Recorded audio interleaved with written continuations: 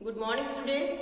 BSc part first inorganic chemistry में last lecture में अपन ने एटॉमिक स्ट्रक्चर वाला चैप्टर स्टार्ट किया था, जिसमें अपन ने कुछ जनरल इंट्रोडक्शन पढ़ा था कि एटम क्या होते हैं, एटम्स की सब एटॉमिक पार्टिकल्स कौन कौन से होते हैं, इनकी खोज किसने करी थी, इन पर चार्ज कितना होता है और इनका मास कितना होता है, ये सब बातें पढ़ी थी। साथ ही कुछ जनरल टर्म्स जैसे isotopes, isobars, isotones, isoelectronic species, ये क्या होती है इनके बारे में पढ़ा था, जहां से कई बार एग्जाम में क्वेश्चन पूछ लिया जाता है। आज अपन देखो एटम की जो स्ट्रक्चर है उसके लिए कौन कौन से साइंटिस्ट ने क्या क्या थ्योरी दी थी उनके बारे में पढ़ेंगे। तो इसमें फर्स्ट अपन लेते हैं थॉमसन मॉडल।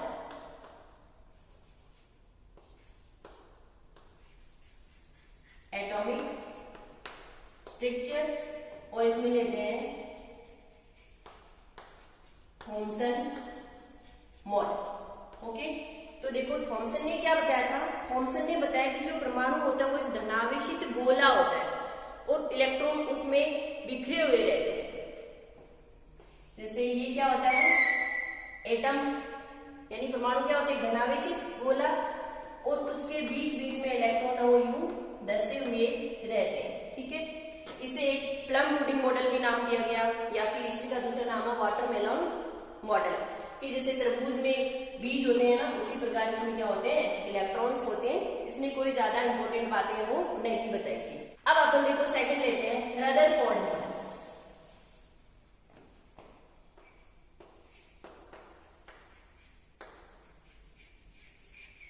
रदरफोर्ड मॉडल देखो, रदरफोर्ड ने कई बातें बताई थी।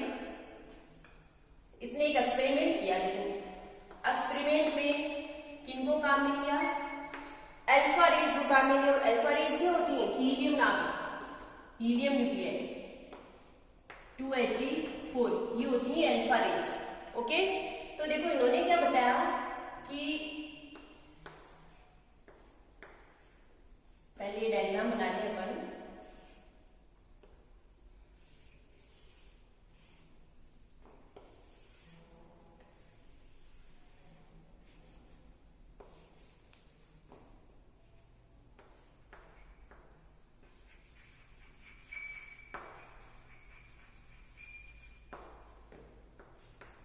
ये फोटोग्राफिक प्लेट।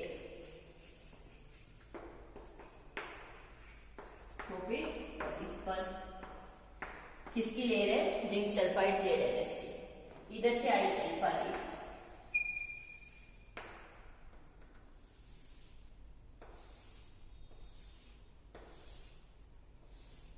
ठीक है, तो देखो रदरफोर्ड ने क्या किया कि एक सोने की पतली पन्नी ली, लगभग 100 नैनोमीटर जितनी सोने की पतली पन्नी ली और उसके बाहर फोटोग्राफिक प्लेट लगा दी, जिस पर जिंक सल्फाइड की लेयर थी। ये क्या काम में आएगी, फोटोग्राफिक प्लेट क्यों लगाई कि इस सोने की पतली पन्नी से जब अल्फा रेज हो बाहर निकलेंगी तो वो जहां जहां से गुजरेंगी वहां पर यहाँ पर क्या बन जाएंगे, स्पॉट्स बन जाएंगे, जिससे अपने को पता चल जाएगा कि यहाँ से रेज है वो निकली। तो रदरफोर्ड ने क्या किया, अल्फा रेज को देखो ये है स्लिट्स, इन स्लिट्स में से गुजारा ताकि एक पुंज के रूप में इस सोने की पतली पन्नी से टकरा सके। तो इन अल्फा रेज को जब सोने की पतली पन्नी पर डाला तो देखो यहां से क्या क्या ऑब्जर्वेशन है वो मिले कि इनमें से बहुत सारी रेज है वो तो क्या है, बिना डिफ्लेक्ट हुए सीधी निकल गई। ठीक है, कि बहुत सारी रेज है वो तो बिना डिफ्लेक्ट हुए सीधी निकल गई, और कुछ रेज ऐसी थी जो कुछ एंगल से क्या हो गई, डाइवर्ट हो गई। कुछ ही रेज थी जो कुछ एंगल से क्या हो गई, डिफ्लेक्ट हो गई, विक्षेपित हो गई। और बहुत कम रेज ऐसी थी, ऐसे मान लें एक्सपेरिमेंट में बताया जाता है कि 20,000 रेज में से एक रेज ऐसी थी जो वापस उसी पाथ पर लौट आई। तो देखो यहां से अब अपने पास क्या क्या रिजल्ट निकले। फर्स्ट अपन कह रहे हैं कि ज्यादातर रेज थी वो सीधी की सीधी निकल गई, तो यहां से क्या रिजल्ट निकला कि जो एटम का ज्यादातर पार्ट है वो कैसा होता है, खोखला होता है, खाली होता है। तो फर्स्ट कंक्लूजन क्या निकला, ज्यादातर रेज सीधी निकल गई, इसका मतलब है कि परमाणु का अधिकांश भाग वो कैसा होता है, खोखला होता है। सेकंड क्या आएगा कि कुछ रेज है वो कुछ एंगल से डिफ्लेक्ट हो गई, इसका मतलब क्या हुआ कि एटम के बीच में कुछ धनावेशित पार्ट होता है, पॉजिटिव पार्ट, जिससे वो रिपल्सन के कारण वो कुछ एंगल से क्या हो गई, डिफ्लेक्ट हो गई। क्यों? क्योंकि अल्फा रेज भी कैसी होती है, हीलियम न्यूक्लियाई होती है। हीलियम न्यूक्लियाई कैसा होता है, पॉजिटिवली चार्ज होता है, इसलिए ये रेज है वो कुछ धनावेशित पार्ट था एटम के बीच में, उससे रिपेल होके कुछ एंगल पर रिफ्लेक्ट हो गई।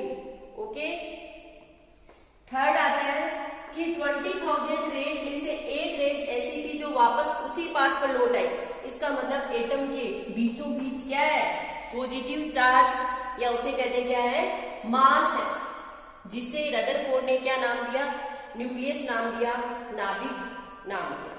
ओके, तो ये है रदरफोर्ड का मॉडल। एक बार फिर से बता दूंगी रदरफोर्ड ने क्या क्या बताया, एक्सपेरिमेंट क्या था, इसकी ऑब्जर्वेशन क्या हुई और रिजल्ट क्या मिला। रदरफोर्ड ने जैसे ही अल्फा रेज को सोने की पतली पन्नी पर डाला तो अधिकांश रेज वो सीधी निकल गई, इसका मतलब क्या हुआ कि एटम का अधिकांश भाग कैसा होता है, खोखला होता है, खाली होता है। और कुछ रेज है वो कुछ एंगल से डिफ्लेक्ट हो गई, इसका मतलब है कि एटम के बीच में जो धनावेशित पार्ट, पॉजिटिव पार्ट था, उससे रिपल्सन के कारण रेज है वो डिफ्लेक्ट हो गई। और एक रेज 20,000 में से, यानी बहुत कम कह सकते हैं, एक रेज वो सीधी वापस उसी पाथ पर लौट आई, इसका मतलब है कि एटम के बीचों बीच पॉजिटिव चार्ज, जिसे अपन कहते हैं धनावेश या फिर मास कहते हैं एटम का, ठीक है, वो पाया जाता है, जिसे रदरफोर्ड ने क्या नाम दिया, न्यूक्लियस, या अपन कहते हैं नाभिक। ओके, तो फिर रदरफोर्ड ने क्या बताया, रदरफोर्ड ने बताया कि जो इलेक्ट्रॉन्स है, ये तो एटम का न्यूक्लियस हो गया, नाभिक, इस न्यूक्लियस के चारों ओर इलेक्ट्रॉन्स इन ऑर्बिट में चक्कर लगाते रहते हैं। रदरफोर्ड ने बताया कि जो इलेक्ट्रॉन्स हैं वो इस न्यूक्लियस के चारों जो ऑर्बिट्स हैं उनमें चक्कर लगाते रहते हैं। तो इलेक्ट्रॉन क्या है, चार्ज पार्टिकल है। इलेक्ट्रॉन क्या है, कल अपन ने लास्ट लेक्चर में बात की थी, इलेक्ट्रॉन हो चार्ज पार्टिकल है। इलेक्ट्रॉन क्या है, चार्ज पार्टिकल है। तो देखो चार्ज पार्टिकल होने की वजह से जब ये कह रहा है कि नाभिक के चारों ओर चक्कर लगाएगा, तो चार्ज पार्टिकल होने से जैसे जैसे चक्कर लगाएगा वैसे वैसे इसकी एनर्जी का लॉस होगा, और एनर्जी का लॉस होने से एक कंडीशन ऐसी आएगी जब एनर्जी है वो बहुत कम बची हुई हो, कहाँ गिर जाए, न्यूक्लियस में गिर जाए, यानी इस इलेक्ट्रॉन को चक्कर लगाते लगाते लास्ट में किसमें गिर जाना चाहिए, नाभिक या न्यूक्लियस में गिर जाना चाहिए, लेकिन नहीं गिरता है, ऐसा नहीं होता। तो ये रदरफोर्ड के मॉडल की लिमिटेशन हो गई, कमी हो गई, ड्रॉबैक है ये इसका। ओके, अब देखो इसके बाद फिर आया बोर। देखो बोर ने क्या बताया,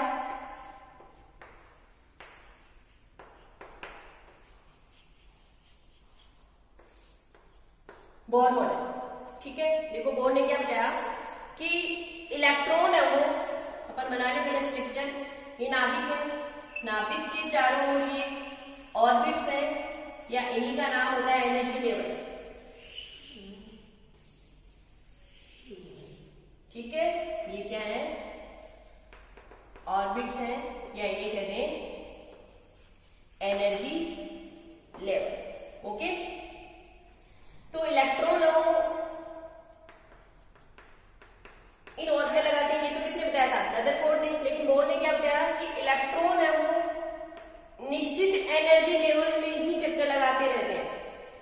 यहाँ पर प्रत्येक ऑर्बिट है उसकी एनर्जी क्या होती है, निश्चित होती है, यानी जो ऑर्बिट होते हैं एनर्जी लेवल होते हैं, इनमें से प्रत्येक की एनर्जी क्या होती है, निश्चित होती है। इसलिए इलेक्ट्रॉन है वो निश्चित एनर्जी लेवल के ऑर्बिट्स में ही चक्कर लगाते रहते हैं, ठीक है, ये बताया इसने। यहाँ पर देखो जो नाभिक के सबसे पास होता है उसके लिए n=1 लिखते हैं, फिर n=2, n=3, n=4, या फिर इन्हें नाम देते हैं अपन 1 2 3 4। n=1 होता है तो उसे k n m n in in orbit से डिनोट करते हैं। ठीक है, साथ ही देखो इन्होंने ये बताया कि इलेक्ट्रॉन है वो नाभिक के चारों ओर केवल उन्हीं ऑर्बिट्स या कक्षाओं में चक्कर लगाते हैं जिनके लिए इनके कोणीय संवेग का मान है वो h/2 का पूर्ण गुणज या कंप्लीट इंटीग्रल होता है।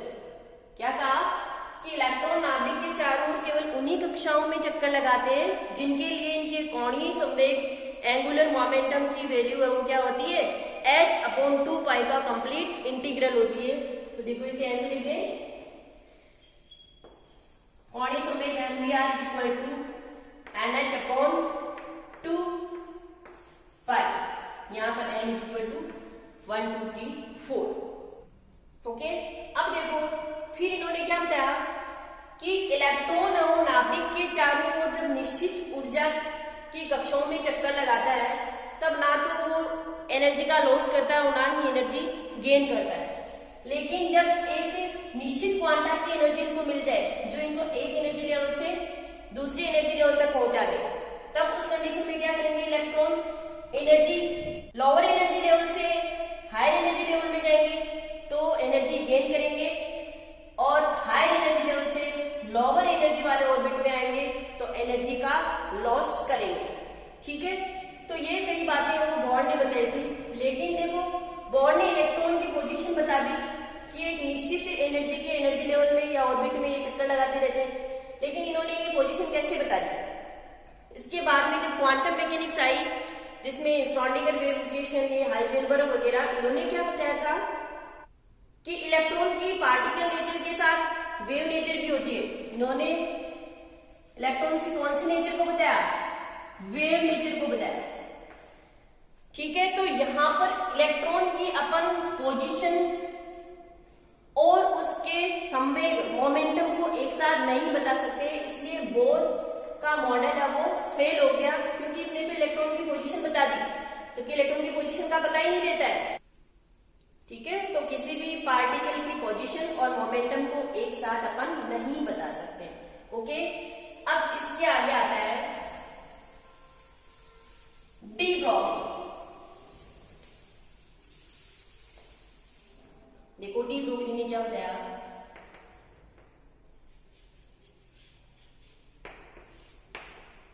डी ब्रोगली ने बताया कि जो लाइट होती है उसकी ड्यूअल नेचर होती है। ड्यूअल नेचर का मतलब है पार्टिकल नेचर भी होती है और वेव नेचर भी होती है।